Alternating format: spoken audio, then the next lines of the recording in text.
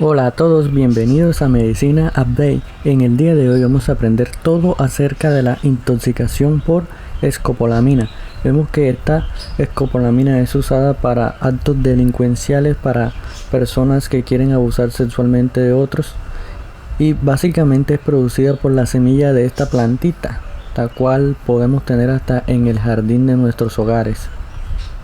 A continuación veremos unas generalidades de la toxicología, en la cual primero empezaremos con la definición de la toxicología, la cual es una ciencia que estudia los efectos nocivos producidos por los agentes físicos y químicos sobre los seres vivos y el medio ambiente. También va a estudiar los mecanismos de producción de tales efectos, los medios para contrarrestarlos, los procedimientos para detectar, identificar, cuantificar dichos agentes y valorar su toxicidad.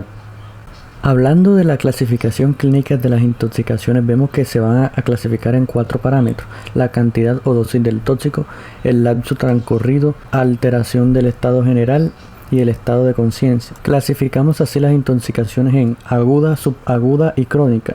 Empecemos por la aguda, la cual se da en las primeras 48 horas. Hay que darle al paciente dosis grande, excepto estas joyitas como el cianuro, paraquat, aflatoxinas y el fósforo blanco, que necesitan dosis muy pequeñas para causar letalidad. La intoxicación aguda leve, la dosis del tóxico recibida es generalmente baja, siempre será una dosis subletal. El tiempo transcurrido desde la absorción del tóxico es bajo, no hay alteración del estado general o es muy leve. Podemos dejar a estos pacientes en observación durante 6 horas, no amerita hospitalización.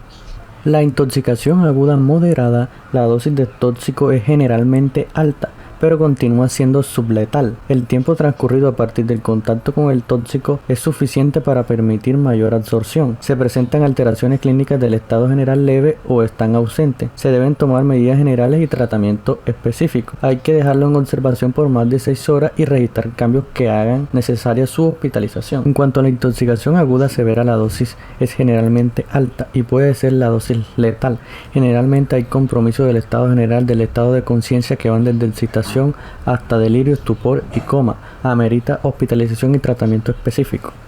Hablando de la intoxicación subaguda, esta es la que se presenta con manifestaciones clínicas en un periodo entre 30 a 120 días, algunos autores hasta 180 días. La intoxicación crónica generalmente aparece en la clínica luego de 3 a 6 meses e incluso después de años. La dosis o la cantidad del tóxico es pequeña, pero va a ser continuada y su efecto va a ser acumulativo.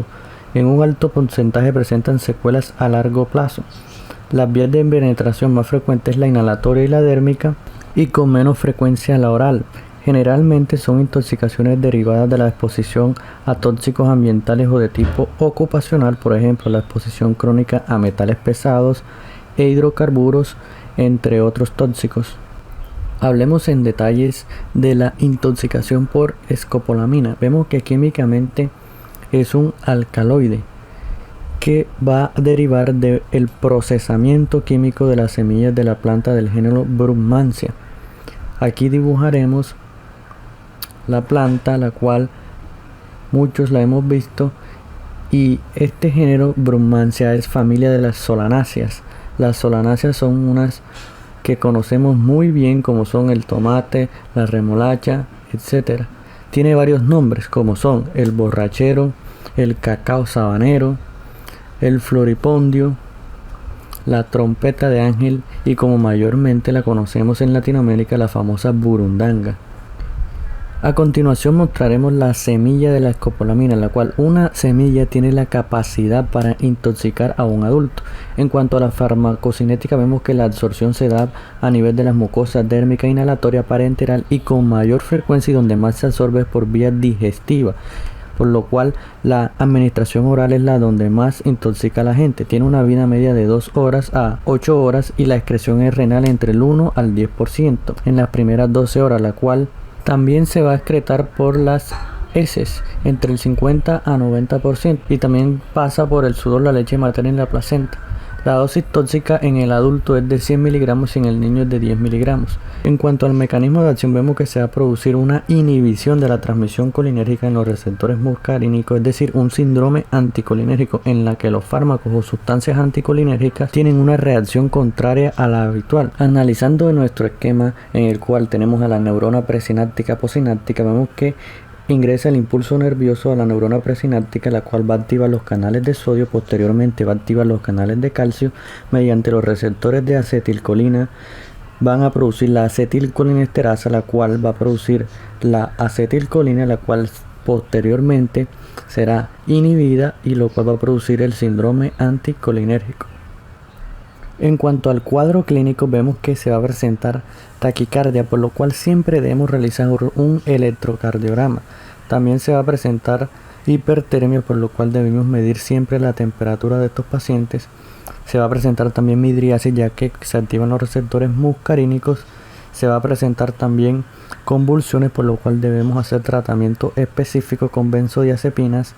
Se puede presentar también retención urinaria, ya que es un síndrome anticolinérgico. Se va a presentar arritmia, ya sea fibrilación auricular o arritmias ventriculares.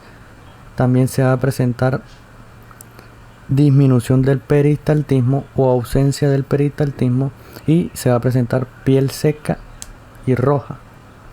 En cuanto a los síntomas centrales, vemos que se va a presentar una pérdida de la memoria, por lo cual las personas que sufren de robo no recuerdan absolutamente nada y esto se dificulta a la hora de hacer una denuncia ante las entidades. Se van a presentar también alucinaciones, cambios en el comportamiento, trastornos del lenguaje. También se va a presentar alteraciones del estado de conciencia, coma, estupor. Se va a presentar también alteración en la percepción y también alteración en desorientación temporoespacial. En cuanto al laboratorio, se debe realizar hemoleucograma, pH, gases arteriales, ionograma, magnesio, BUN, creatinina, citoquímico de orina, CPK y escopolamina en orina ocasional, dependiendo del nivel de tensión donde se encuentre, ya que este no es muy frecuente encontrarlo en los primeros niveles. ¿Cuáles son los posibles hallazgos que podemos encontrar? Trastornos hidroelectrolíticos, podemos encontrar rhabdomiólisis, falla renal, mioglobulinurias. También hay que solicitar rayos X de tórax y también considerar el monitoreo electrocardiográfico continuo en pacientes que estén inestables. En cuanto al tratamiento, siempre debemos hacer el ABCD, ver la vía aérea, ver la respiración, cómo está la parte cardíaca, desnudar al paciente, ver el estado neurológico, a ver si necesita intubación orotraqueal o no.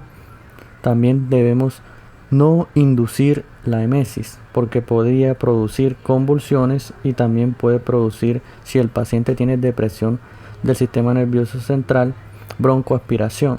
Por lo tanto, no inducir el vómito. Podemos realizar el lavado gástrico exhaustivo con agua o solución salina, ya que la absorción de este medicamento es mayormente por vía gastrointestinal, por lo cual podría ser útil.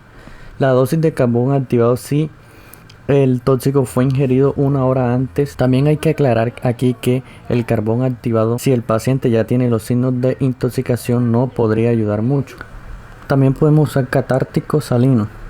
Debemos usar medios físicos para bajar la temperatura, agitación, darle benzodiazepinas, monitoreo electrocardiográfico continuo. Si el paciente presenta convulsiones, darle diazepam. Podemos repetir la dosis a los 5 minutos si es necesario. Si las CPK son mayores de 3000, podemos hacer una alcalinización de la orina, la cual podría ayudar las arritmias ventriculares. Hay que darle su tratamiento específico, ya sea con lidocaína. Al tratamiento específico tenemos a la fisostigmina, la cual viene en ampollas de 1 miligramo en 1 mililitro. Las indicaciones son convulsiones, coma, agitación grave que no cede a las benzodiazepinas o taquicardia supraventricular de complejos estrechos. La dosis suministrada es de 1 a 2 miligramos en el adulto y de 0.02 miligramos por kilo en el niño, en infusión IV durante 5 minutos. El efecto dura aproximadamente 1 hora.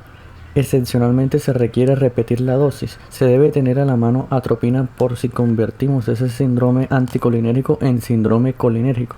Por otro lado, debemos explicar al paciente sobre la toxicidad crónica de la intoxicación por escopolamina, como la citosis exotóxica, síndrome de demencia escopolamínica, estrés postraumático, alteraciones cognitivas y de memoria. Y con esto hemos llegado al final de la videoclase de intoxicación por escopolamina. Ahora pasemos a la pregunta: ¿cuál de las siguientes nos causa el síndrome anticolinérgico? Vemos que esto es una pregunta difícil porque es una pregunta directa. Tenemos que manejar todos los toxidromes para poder dar la respuesta correcta.